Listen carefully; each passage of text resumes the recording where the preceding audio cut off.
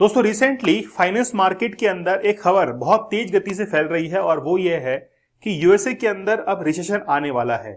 और आप लोग को पता है कि जब जब यूएसए के अंदर रिसेशन आता है तो उसका इफेक्ट और भी कई कंट्रीज पर पड़ता है, खास तौर पर जो डेवलपिंग नेशंस हैं उनके ऊपर बहुत ज्यादा इफेक्ट पड़ता है। हम लोग बात करेंगे इंडिया के कॉन्टेक्स्ट के अंदर कि आखिरकार इंडिया के ऊपर क्या इफेक्ट पड़ सकता है।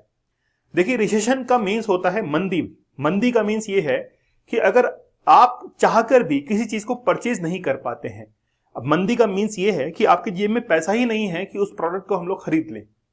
इन्फ्लेशन का मीन्स ये है कि आपके जेब में पैसा तो है लेकिन उस वस्तु की कीमत जो है वो इतना ऊपर बढ़ चुकी है, महंगाई बहुत ज्यादा हो चुकी है, तो आपकी जो रीच है वो उस प्रोडक्ट तक हो ही नहीं पाती है। तो इन्फ्लेशन के अंदर क्या होता है कि वो जो प्रोडक्ट है उसकी प्रोडक्ट की प्राइस इतनी बढ़ चुकी है कि आपके पास में वो सफिशिएंट मनी नहीं है। लेकिन मंदी के अंदर, रिसेशन में होता है कि आपके पास में पैसा ही नहीं है। तो बेसिकली यूएस के अंदर अब रिसेशन आने वाला है और बहुत जबरदस्त रिसेशन आने वाला है। ये इसलिए कहा जा रहा है और खास तौर पर 2025 के अंदर अब थोड़ा सा अवेयर होने की जरूरत है। भारत के लिए एक अच्छी खबर यह है कि भारतीयों के अंदर सबसे अच्छी आदत है कि वो अपने पैसे को सेव करके रखते हैं in terms of cash money. देखा हुआ आप लोगों ने, दादी नानी इनके पास में कैश जो है वो पड़ा रहता है, आज भी आप देख सकते हैं।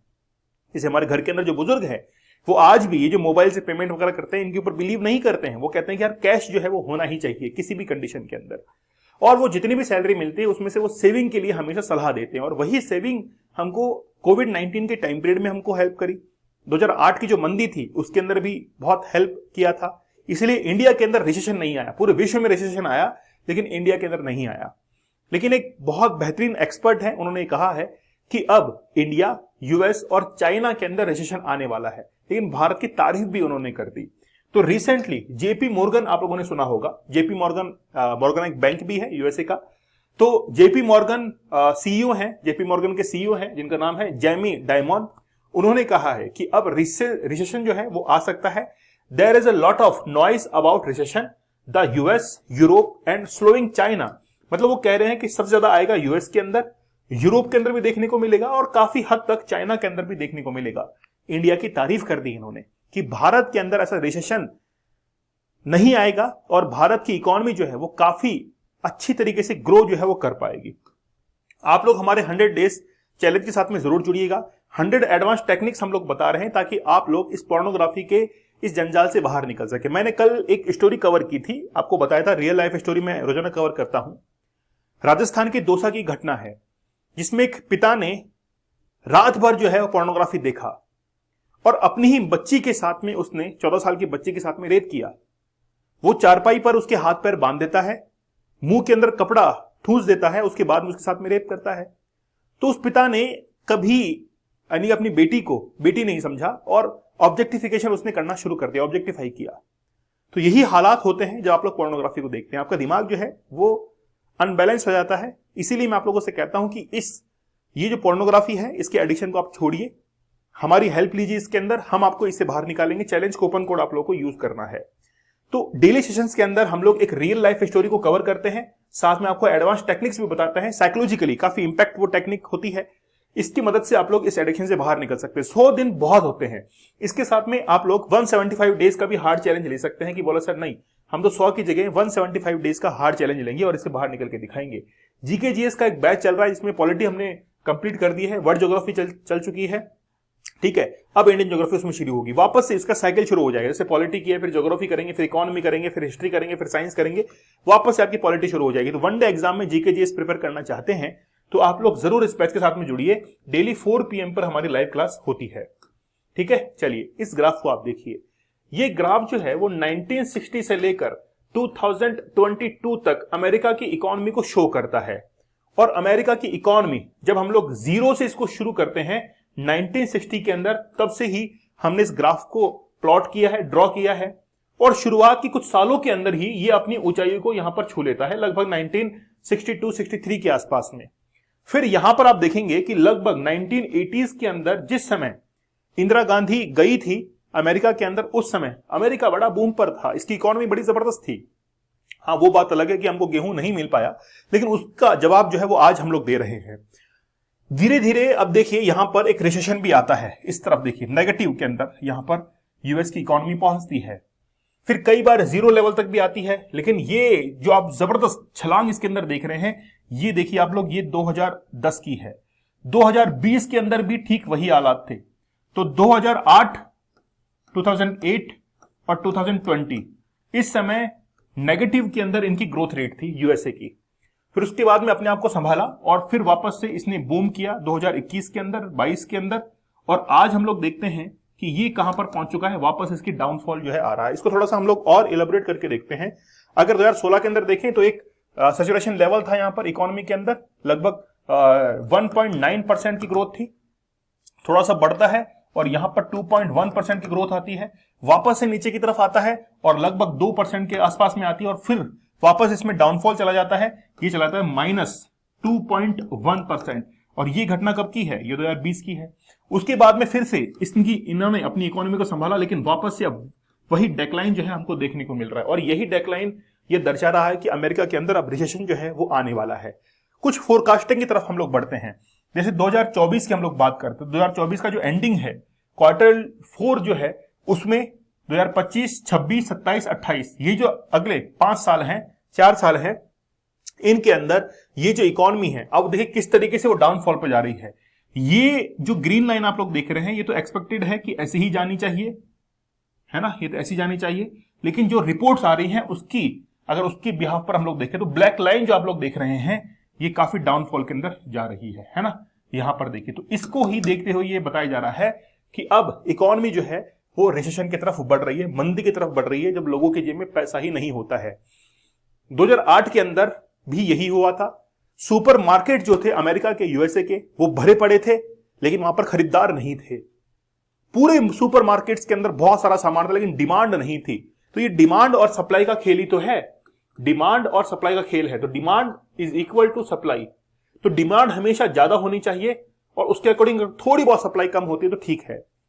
तो डिमांड होती है तो हम लोग कहते हैं कि मार्केट के अंदर लिक्विडिटी काफी अच्छी है। और लिक्विडिटी कब अच्छी होगी? जब रेपो रेट, जो रेट्स होती हैं, इंटरेस्ट रेट वगैरह जो होती हैं, उसके अंदर कट ऑफ कर दिया जाता है। तो इंडिया ने हमेशा इस टेक्निक को अपनाया है कि हमारी जो रेट्स हैं उसको कट किया है ताकि डिमांड बढ़ती रहे, लिक्विडिटी मार्केट के अंदर एक बिल्कुल फ्लो होती रहे, ताकि उसके अकॉर्डिंग, डिमांड के अकॉर्डिंग सप्लाई होती रहे। अमेरिका में ऐसा नहीं होता है, ठीक है। अभी और अगर हम लोग बात करेंगे, ये फोरकास्ट है, यह है बिजनेस सेक्टर का। तो बिजनेस सेक्टर में तो आप लोग देखेंगे कि जीरो की तरफ बढ़ रहा है 2025 के अंदर, और यही चिंता का विषय है आज।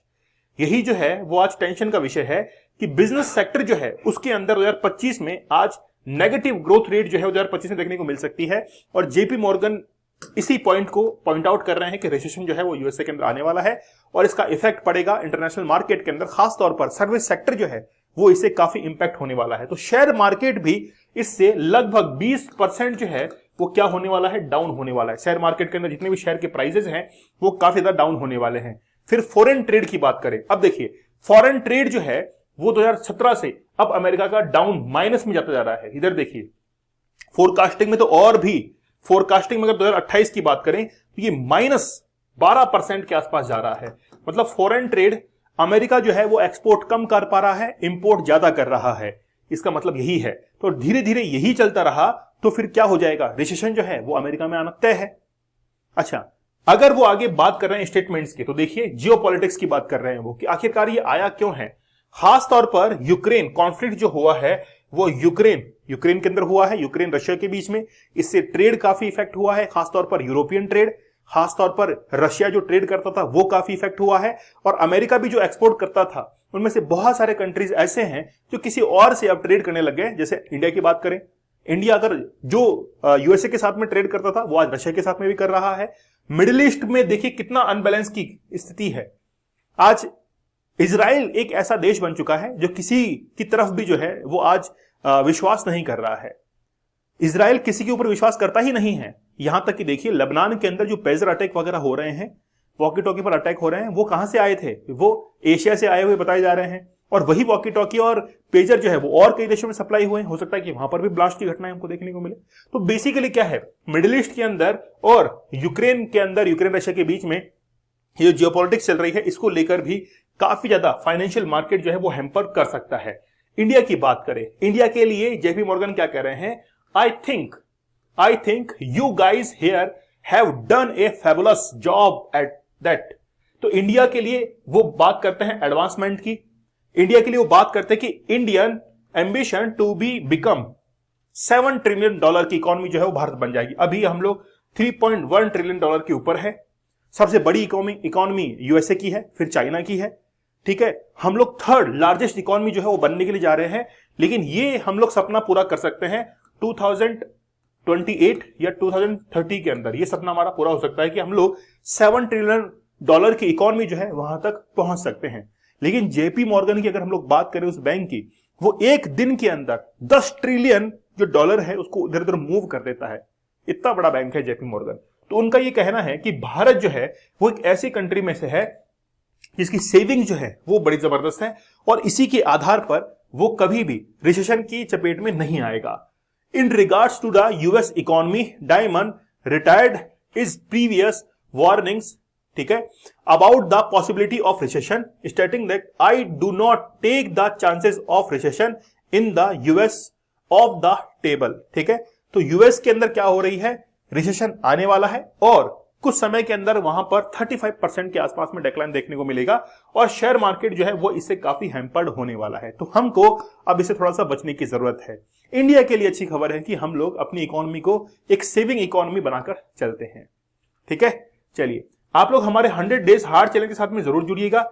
इसके साथ में जुड़ने का क्या फायदा है, आपको फोकस, कंसंट्रेशन सब जो है इसके साथ में मिलते हैं। आप पढ़ाई अच्छी कर सकते हैं, बिजनेस अच्छा कर सकते हैं, और बहुत सारे ऐसे फील्ड हैं जिसमें आप लोग बहुत अच्छा अपने आप को साबित कर सकते हैं। लेकिन पोर्नोग्राफी से आप लोग जरूर बाहर निकल ही जाएंगे। तो 100 एडवांस लेवल के टेक्निक्स हमने आप लोगों को बताई है। आप लोग चाहे तो कॉम्बो कोर्स के साथ में 175 डेज का हार्ड चैलेंज ले सकते हैं, 175 दिन का एक साथ हार्ड चैलेंज ले सकते हैं, ठीक है। जीके जीएस को बैच को भी आप लोग ज्वाइन कर सकते हैं। तो मिलते हैं आप लोगों से अगले सेशन में, तब तक के लिए धन्यवाद, थैंक यू, जय हिंद।